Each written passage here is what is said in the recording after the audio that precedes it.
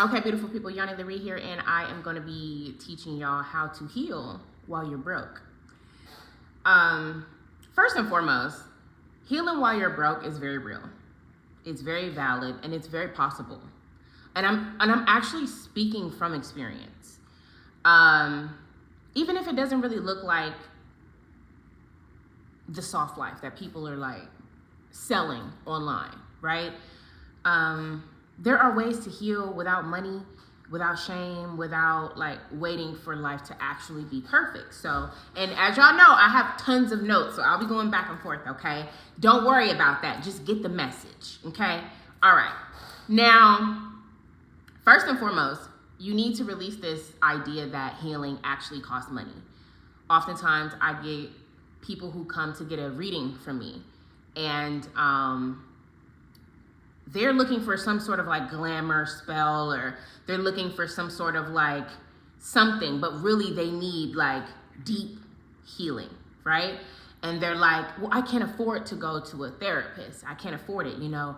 I can't afford to go to $1,000 retreat or spend $200 an hour, or I can't afford crystals or courses or whatever the case. And really, real healing, it started way before capitalism started.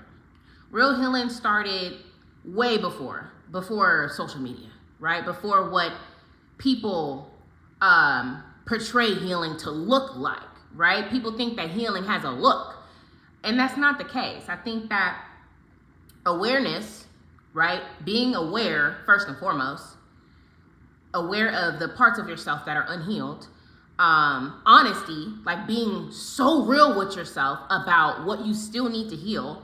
Because there were some moments when I was like, even before I even started to go into, I guess, like my past and like talking to my therapist about the trauma that I experienced as a child and as an adolescent and even as an adult, like I wasn't honest with myself about how traumatic a lot of the experiences were for me. How traumatic it was to be raised by a mother who is mentally ill, who has paranoid schizophrenia and bipolar disorder, right? How traumatic it is to have a father spend a life sentence in prison. You know what I mean? Like that was very traumatic, and I had to really be honest about that and how that played a role in my behavior and my actions in the way that I developed relationships with people, right? I had to be really honest about that, right? And then consistency. So I think that awareness, honesty, and consistency, it really matters more than what your budget is. And if you really want to heal, you can, you know, whether you have money or not. I think that we are in a day and age where everyone has a phone, almost everyone. I mean, my mom's been homeless for about 15 years, and I think she has a phone. You know what I mean? Like, it's almost everybody has a phone. You know what I mean? So there are ways that you can figure out how to, you know, calm your nervous system down without spending thousands and thousands of dollars. I think first you need to start with releasing this idea or this lie that real healing requires lots of money. That is not true. So what do you do, right? So what do you do to actually heal while you're broke? Because we're not going to act like it's easy. It's not easy. It's actually very difficult. I remember when I left my ex-husband and I just lost a 6-figure job because of discrimination. I had a really racist manager, and I had no friends and no family in the state that I was in. And it was just me and my daughter. Mind you, my daughter's on the spectrum. And I think I was like maybe this close to a nervous breakdown, because I'm like, I'm just getting hit with so many different things. And so instead of like avoiding it, because I used to have an avoidant attachment style. And if you don't know anything about your attachment styles, please take a quiz or something, y'all. Like, it is so important and it's so helpful to know what your attachment style is, meaning what is the way that you give and receive love, right? And how does your childhood and your adolescence play a role in that attachment style? Those are things that I had to learn along the way, right? So avoidance, it costs. Avoidance is expensive. Speaking from experience, you know what I mean? Healing begins when you really name what hurt you. You have to put you got to put a name on it. You got to put a date on it. You got to make it real. I think it kind of ties into what I said in the first video about learning to heal without receiving an apology, right? Without receiving the apology that you deserve, how do you heal without that, right? So I think it starts with being honest and naming what happened to you. This is what happened to me. This is what happened. This is how it happened. This is when it happened. This is who did it. Name it. That's free. Don't avoid it. Don't bury it. Don't cover it up. Name it. Speak on it. Say it. For free, right? Name what hurt you and journal about it. You know, say the truth out loud, even if it's just to yourself.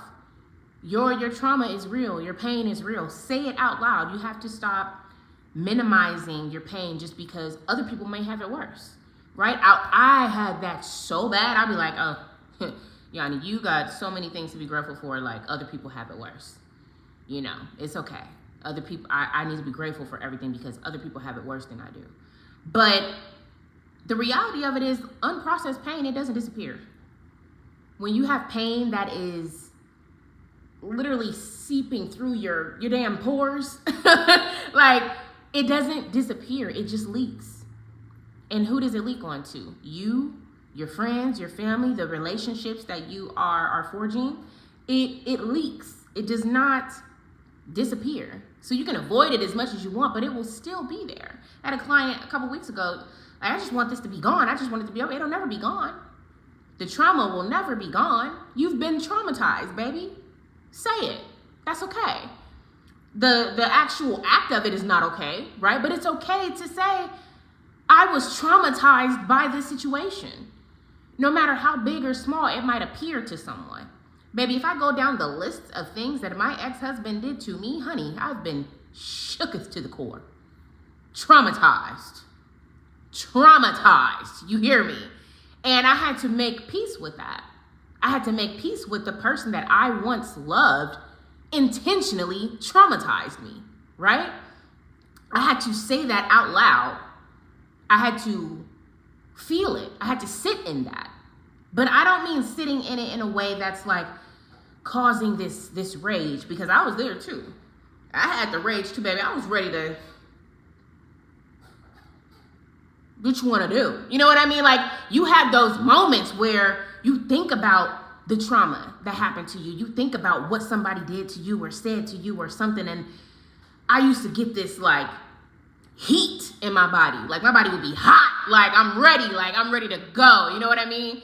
You have those moments, but this is where you learn how to regulate your nervous system. You have to regulate your nervous system with what you already have, right? So when I left my ex-husband and I had nothing, right, and nobody, it was through the grace of God that I had saved almost $30,000, and he didn't even know about it. He had no clue that I had that money saved. And honestly, I wasn't hiding it from him. I was just saving because that's what I was supposed to be doing. You know, I forgot I had the money. I'm going back and forth with him like, you need to help with your daughter, and I'm thinking like, you got money. Like, oh my God, you know what I mean? And so to go from 6 figures to trying to like live off of 30K, you know what I mean? And like, think about the shift there, you know? It was literally through the grace of God and my ancestors that I was able to navigate that time on my own, keep the roof over my head with my daughter, keep the lights on, keep my car, keep everything. You know what I mean? I didn't lose a thing. I mean, of course, I lost the relationship and the job, but those were things that were meant to go. You know what I mean? Sometimes when something no longer serves you, it does not need to be there anymore. You get what I'm saying? So if it does not align with your highest good, like the job that I had, it wasn't aligned with my highest good. The people there corrupt, morally corrupt. So it didn't align with my highest good. It had to go. My ex-husband didn't align with my highest good. He had to go. You know what I mean? So you have to find ways to navigate that. And I had to learn how to navigate that. And so these are some of the things that I did. I had to learn how to regulate my nervous system. One way that I did that was through breathing. Oftentimes, we forget to just breathe. especially if you are someone who deals with like anxiety or ADHD or ADD, like you're moving, you know? Either you're moving super quick or you just can't move at all. And your mind is just racing. Your mind is just racing, but you're kind of forgetting to just breathe.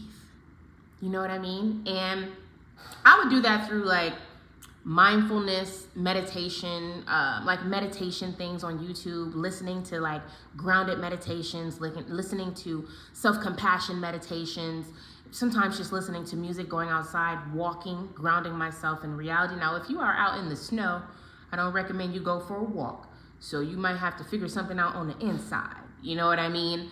But I had to learn how to regulate my nervous system through breathing and stretching and walking. And sometimes if you feel those moments of like rage or whatever the case may be, or your nervous system is just like shaken, you know what I mean? Sometimes you got to get a cold towel, put it on your face, you know? Sometimes you need to just lay down, like lay on the floor, look up, breathe.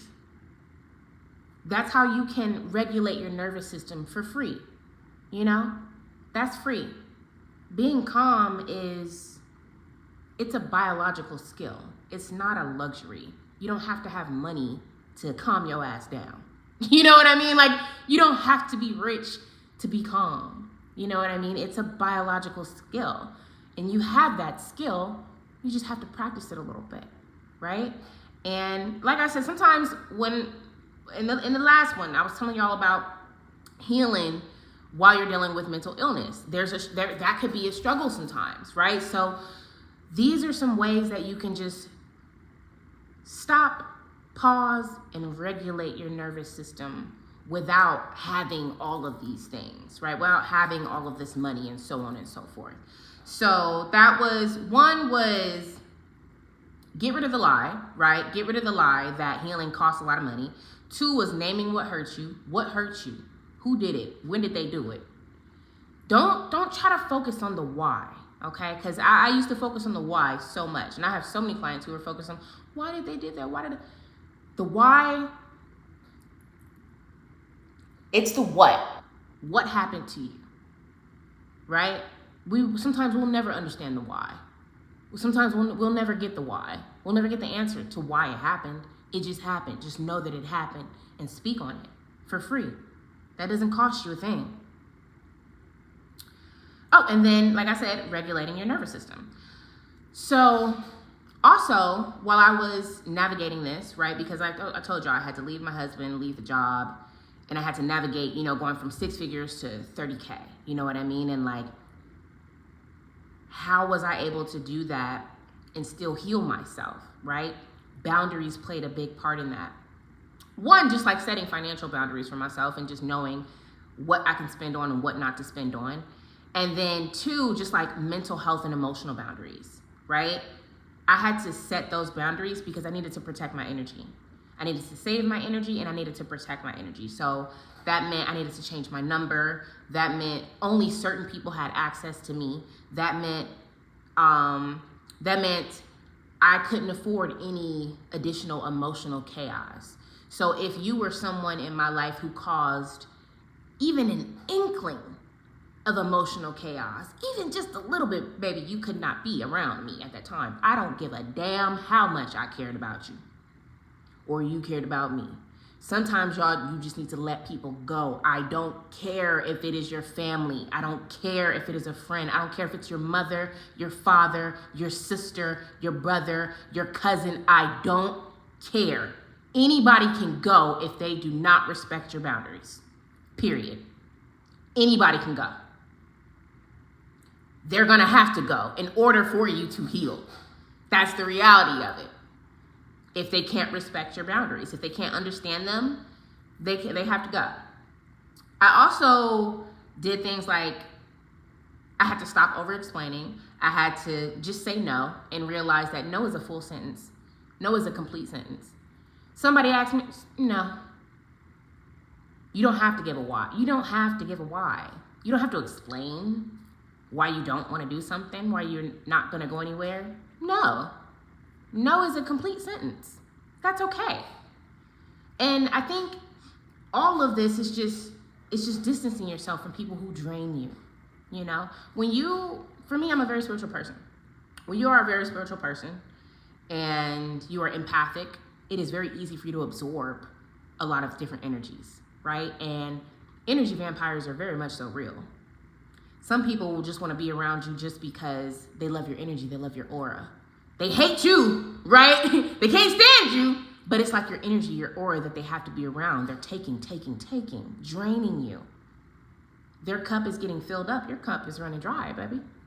Cup runneth empty. There's nothing in your cup. So you have to set boundaries that save money and save energy. You can't be around people who drain you. Like I said, I don't care who it is. Anybody can go. Your peace is worth more. Peace is truly, it's like a form of wealth. When you actually experience peace, you feel wealthy inside. I had never experienced that much peace before. Once I got rid of a lot of the people who were just draining my energy, draining my aura, you know, trying to steal my swag, trying to steal my steed. You know what I mean? Like, once you get rid of people like that, you become more peaceful. You just become more at peace with life in general, no matter what the circumstances are. And so that's really what happened to me. I just became more peaceful. I really wasn't worried, you know, at that time, because I feel like when you go from making six figures to having to navigate that, you have to have faith. You have to have faith. Like I said, I'm a very spiritual person. So I know my ancestors. I know my ancestors would never. You know what I mean? Like, I'm like, my ancestors could never. You know what I mean? They would never, you know, give me anything that I can't bear. God would never put nothing on me that I can't bear. So I'm just going to have to take it day by day, right? Take it day by day. And that's exactly what I did. And this was a form of like, throughout this time, you're in survival mode, right? Because it's like you don't have the funds. It's like, what did Landon say? The bills are due now, Stephen. The bills are due now, right? You have to reframe survival. Like, survival is a form of strength. It's not failure. When you are actually trying to navigate life in poverty, right? When you're trying to navigate life in poverty, you're surviving. And now I know everybody is at a point, especially given the political climate right now, it's like people are so done surviving. People just want to live, right? But survival is strength. It is not failure. Survival is strength. You're not behind. You are building resilience. You're building discernment and grit. Baby, I ain't never been this gritty. I take that back. I probably always had a little grit in me. You know, I left home when I was 16 years old, y'all, so bear with me. Resilience and discernment and grit is just something that I had to learn over time. But throughout that year, trying to navigate that, it was a challenge, right? But it wasn't impossible. And during that time, you need to discern, or at least I did, what I was willing to tolerate, what I wasn't willing to tolerate ever again, how to soothe myself. Baby, a bath for me is just chef's kiss, you know? And for those who don't have a bath, you know what I mean? Find what works for you. Because like I said, we trying to heal while we broke. You get what I'm saying? So you have to figure out what you're going to tolerate again, what you're not going to tolerate again, how to self-soothe yourself, and how to trust yourself. I began trusting myself so much more, trusting my intuition so much more. And in that process, I began healing. Yes, I experienced something tremendously traumatic. Yes, I am pissed off about it, right? And this is me speaking like then, right? I am pissed off about it, but at this point, I need to move forward and just keep pushing. That was healing for me. That's healing. When you reframe survival as strength and not a failure. Okay? So for those of y'all who are still out here surviving, you're building resilience. You are building discernment and you are building grit, and your time is coming. Okay? Okay. Now, this is what I really struggled with. When you are on this journey of healing while you're broke, you need to use your community, not isolation. Now, for me in particular, because my community traumatized me because, I won't go into detail yet, but y'all might get that story at some point. I was in a community and the entire community traumatized me. And I didn't have a community to go to trust. And so I did rely heavily on my isolation and on my ancestors and just on people that I knew from back home. You know what I mean? Like, I just created a community with people from back home. You know what I mean?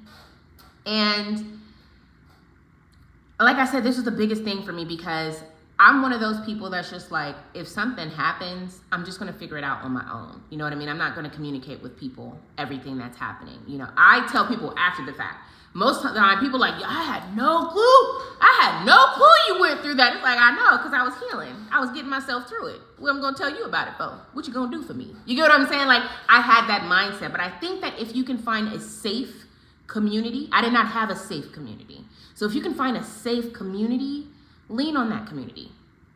Lean on that community. I did not have a safe community here. So I did not, and I didn't have a safe community with my family either. So I had to rely heavily on my two besties and Iyanla Van Zandt. Really, shout out to Iyanla. I read her book, One Day My Soul just opened up, 40 Days and 40 Nights of Spiritual Growth. And I've watched her for many, many years. Absolutely love her. She's the GOAT. So that's kind of like my community, you know what I mean? So you got to realize that healing doesn't mean you have to do it alone, okay? And if you have people that you can trust and people who are safe emotionally, use those people. Also, there are like free support groups. You got to have honest conversations. There's mutual aids. You can share meals, shared laughter, shared truths. Like, connection can be medicine, you know, if you're connecting with the right people, right? Because you can't just be connecting with everybody. You can't do that. You can't just be connecting with everybody. It's some people who are a little bit more healed than others, right? So when you know that you are already healing, when you know what your triggers are, and you find a really safe community, use that community. You don't have to do it alone. Connection is medicine. And that's free. Okay, what number are we on? 6 or 7? We're on 7. Healing is not pretty. So you have to realize that you need to just let your healing process be messy. You need to let it be slow. You need to let it be gradual. You need to let it be real. You can't rush through it. I had, let me see. Maybe over 30 years of trauma, you know what I mean, that I had to unpack, that I had to navigate. And I was like, I did therapy, and then I was like, I'm good, I'm healed. You know what I mean? I don't need this anymore. But then another trauma occurred, and I had to heal from that. And then another trauma occurred, and I had to heal from that. So I had to realize that healing is messy. It is slow, and it is real. And some days healing looks like crying. You know, the ugly cry, you know, sometimes it looks like that. Sometimes it just looks like rest. You know, I'm not going to do too much. I'm just going to rest. Sometimes it looks like laughing at dark humor. That is me. Dark humor is my thing, okay? And I have a really bad habit of that, okay? Healing is messy, it's slow, it's real, and it looks differently each day. But you got to remember that that still counts. Whether you're crying, whether you're resting, whether you're laughing at dark humor, or just doing nothing but surviving, that still counts. Okay. Now, this one is really challenging to do, especially when you're broke. When the funds are low, listen, nothing's funny. Don't talk to me. You know what I mean? It's like when the funds, where's the funds? Stephen, the bills are due now. When you are struggling financially and you are on your healing journey, you are still able to dream. You can still dream. Whether you're just surviving, whether you're just resting, whether you're just crying, or whatever the case may be, dream. Still dream. Still think about the life that you want to create. Still think about the energy that you want to possess. Still think about the community that you want to build. Dream. Even if it hurts. And sometimes, damn it, it's gonna hurt. But it's okay. The thing about poverty is it tries to restrict you from your imagination. It tries to shrink your imagination. That's the thing about poverty. It dims your light, you know? It brings you down. And you really don't need money to envision the life that you want. You know what I mean? You can always envision the life that you want, but after you envision it, it's about putting it into practice, right? Envision the life that you want. Envision a different life. Envision a different community. Envision a different circumstance. Think about that. Dream. That is okay. That is free. It's free. What does that look like, right? Like you can meditate for 5 minutes and visualize the life that you want. Literally sit for 10 minutes and think about the life that you want. Think about how you want your day to look. Think about the ideal morning that you want to wake up. Like, what time do I want to wake up in the morning? What's the first thing that I want to do in the morning? What's the last thing that I want to do before I go to bed? Dream. That's okay. You don't need permission, and you don't need money to dream. So, those are my little tips and tricks on how to heal while you're broke. And I know in this time, in this day and age, everybody is not rich like people are posting on social media. People are struggling. People are tired. People are homeless. People are hungry. People are stressed out. But you can still heal yourself without money, without luxuries, without $300 an hour therapy sessions, without $1,500 retreats. You can still heal yourself while you're broke. It is possible. You just got to dream. Okay, y'all, that is it. That is it for my rant for today. I hope y'all learned something. Make sure you like, share, comment, subscribe, all the things. I'm going to be making sure that I post my site in the description. So if you want to book a tarot reading with me, you are able to book a tarot reading with me. Or even if it's just a spiritual advising session that you want to do, we can do that too. And yeah, y'all, I'm gonna let y'all go, okay? Y'all know how we do. We do this quick, straight to the point. We healing. We're healing in 2026, okay? Even if we broke.